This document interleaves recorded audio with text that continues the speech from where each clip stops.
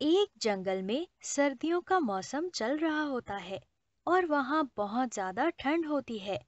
और परिंदों ने सर्दी के इस मौसम के लिए अपने अपने घोंसलों में काफी सारा खाना जमा कर लिया होता है।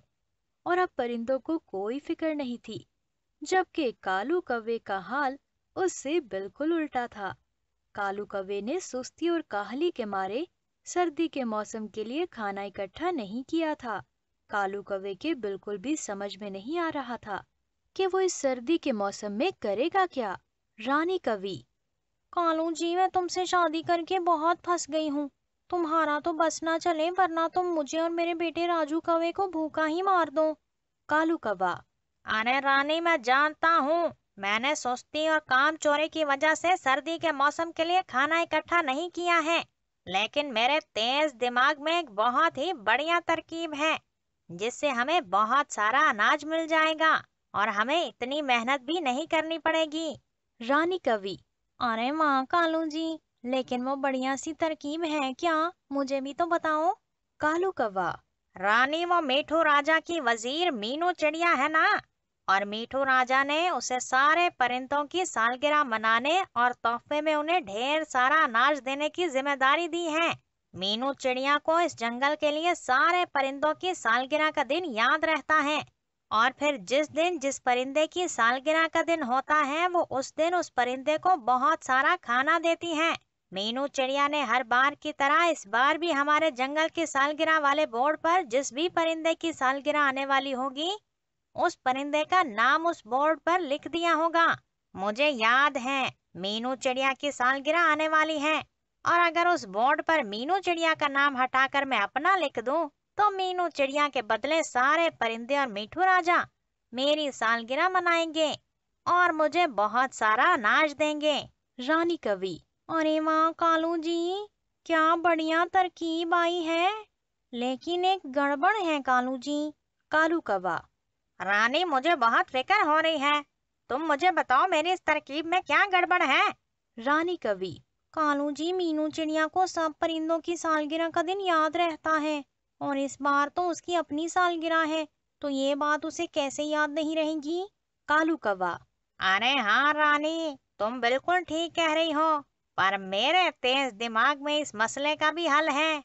रानी, अगर हम मीनू चिड़िया को किसी तरह अगवा कर लें, तो हमारी मुश्किल दूर हो जाएगी और मैं आराम से उस बोर्ड पर अपना नाम लिख सकूंगा। फिर हमारे पास बहुत सारा अनाज भी आ जाएगा और किसी को पता भी नहीं चलेगा। दूसरी तरफ मीनू चिड़िया काफी ज्यादा खुश होती है और वो अपनी सालगिरह के दिन के बारे में सोच रही होती है। मीनू चिड़िया। हाय, कितना मजा आएगा मेरी सालगिरह पर।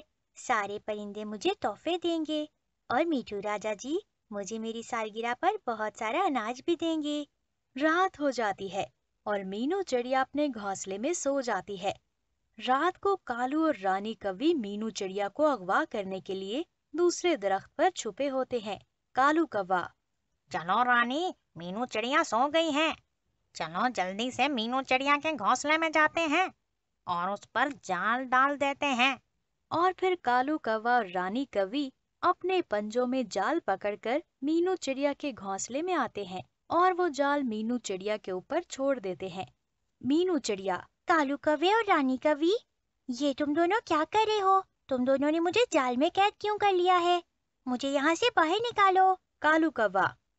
मीनू चिड़िया, अभी बस तुम अपना मुंह बंद ही रखो। चलो रानी, मीनू चिड़िया को ले जाते हैं और अंधेरी गुफा में छुपा देते हैं। वहां कोई परिंदा नहीं जाता। मीनू चिड़िया वहां से आसानी से वापस नहीं आ सकेगी। रानी कवि। हाँ कालू जी, जरूर। लेकिन मीनू चिड़िया, तुम हमें माफ कर देना। हम तुम्हारे साथ बहुत बुरा कर रहे हैं। लेकिन हमारा सिर्फ तुम्हारे साथ 3 दिन का काम है। 3 दिन के बाद मीनू चिड़िया, हम तुम्हें आजाद कर देंगे। और फिर कालू और रानी कवि मीनू चिड़िया को अंधेरी गुफा में जाकर छुपा देते हैं और मीनू चिड़िया की देखभाल के लिए राजू कौवे को वहां छोड़ देते हैं। कालू कौवा। राजू बेटे, तुम मीनू आंटी का बहुत अच्छे से ध्यान रखना। उन पर नजर रखना, कहीं वो तुम्हें धोखा देकर यहाँ से भाग न जाएं। राजू। हाँ पापा, मीनू आंटी पर मुझे अच्छे से नजर रखनी आती है। वो कहीं पर भी नहीं जा पाएंगी। और फिर वो दोनों वहां से चले जाते हैं।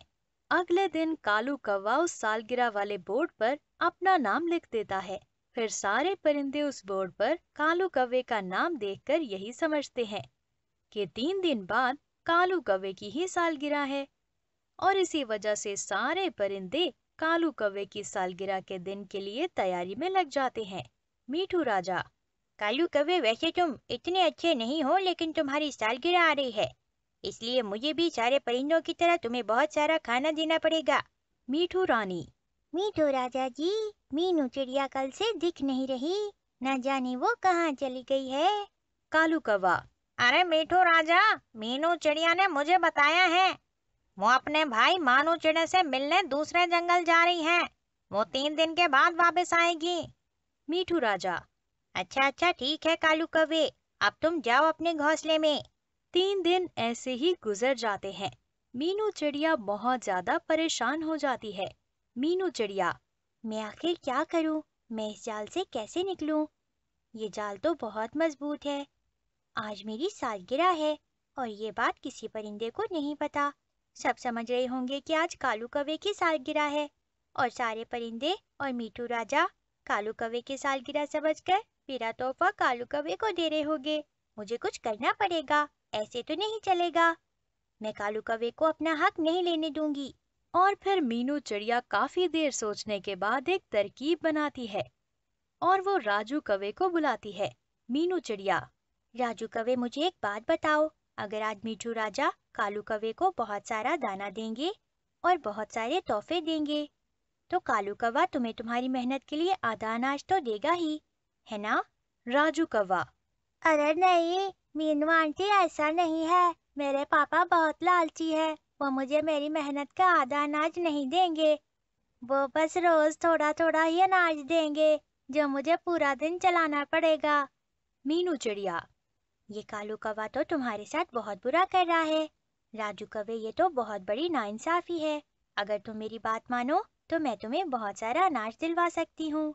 राजू कौवा आखिर कालू कौवे का ही बेटा था, इसीलिए वो अपनी बाप से भी ज्यादा लालची था। मीनू चिड़िया। राजू कौवे, आज मेरी सालगिरह है, अगर तुम मुझे इस जाल से बाहर निकाल दो तो मैं फौरन मीठू राजा के पास जाऊंगी और उन्हें बताऊंगी कि आज कालू कौवे की नहीं बल्कि मेरी सालगिरह है। तो मीठू राजा मुझे कालू कौवे की जगह बहुत सारा अनाज देंगे, फिर मैं तुम्हें अनाज में से आधा अनाज दे दूंगी। राजू कौवा अपने लालच की वजह से मीनू चिड़िया की बातों में आ जाता है। फिर राजू मीनू चिड़िया को उस जाल से बाहर निकाल देता है। मीनू उस अंधेरी गुफा से बाहर निकलकर फौरन परिंदों के पास जाती है। वहां पर सारे परिंदे उस कालू कौवे की सालगिरह मना रहे होते हैं। वहां पर मीनू चिड़िया आ जाती है। मीनू चिड़िया। रुक जाओ कालू कौवे, ये केक तुम नहीं काट सकते।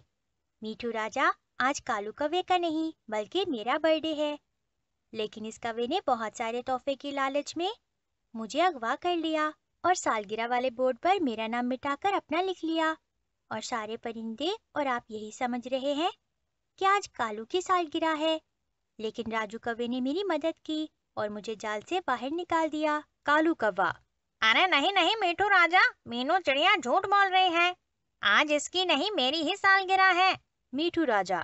अरे कालू कौवे, मीनू चिड़िया कभी झूठ नहीं बोलती। तुमने हम सबको बेवकूफ बनाया और तो और मीनू चिड़िया के सारे तोहफों को तुमने अपना बनाना चाहा। कालू कौवे, तुम्हें इसकी बहुत सख्त सजा मिलेगी। मीनू चिड़िया। क्यों कालू कौवे, लालच सिर्फ तुम ही कर सकते हो, तुम्हारा बेटा राजू कौवा नहीं कर सकता, आखिर वो तुम्हारा ही तो बेटा है। मीठू राजा, आप इस कालू कौवे और रानी कौवे को सख्त से सख्त सजा दें। और फिर मीठू राजा के 2 सिपाही कालू और रानी को पकड़कर ले जाते हैं। और फिर मीनू चिड़िया अपनी सालगिरह का केक खाने लगती है।